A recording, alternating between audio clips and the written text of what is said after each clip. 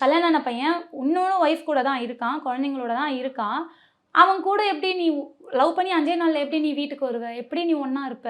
அவங்க அக்காக்கு அப்பவே தெரியுமா? இல்ல எப்படி? எல்லாருக்குமே நான் நெனச்சிட்டு இருந்தது இவ்ளோ நாள் முட்டாள்தனமா, அவங்களுக்குலாம் தெரியாது. நான் சொல்லி தான் தெரியும்னு நான் நெனச்சிட்டு இருந்தேன். பஞ்சாயத்துலாம் போச்சு. அவங்க அம்மா கிட்ட, அவங்க அண்ணன் கிட்டலாம் உட்கார வச்சு பஞ்சாயத்து எல்லாம் போச்சு. அப்பலாம் நான் நெனச்சிட்டு இருந்தேன், பரவால்ல மாமியார் நம்மளுக்கு சப்போர்ட் பண்றாங்க. அவங்க அண்ணன் சப்போர்ட் பண்றாரு, அவங்க அக்கா சப்போர்ட் பண்றாங்க. கடைசில பார்த்தா எனக்கு தான் லேட்டா தெரியும். எல்லாருக்கும் முன்னாடியே தெரிஞ்சிருக்கு. அவங்க அம்மா சொல்றாங்க, "நான் முன்னாடியே வார்ன் பண்ணேன். ஜெய்சனையும் அந்த பொண்ணையும்" அப்படின்லாம் சொல்றாங்க. ஆனா இன்னைக்கு நான் வேணாமாம், என் கூட ஜெய்சன் வரக்கூடாதாம். அந்த பொண்ணு நல்லா பார்த்துக்கணுமா. கேட்டா அது ஏழை பொண்ணாம்.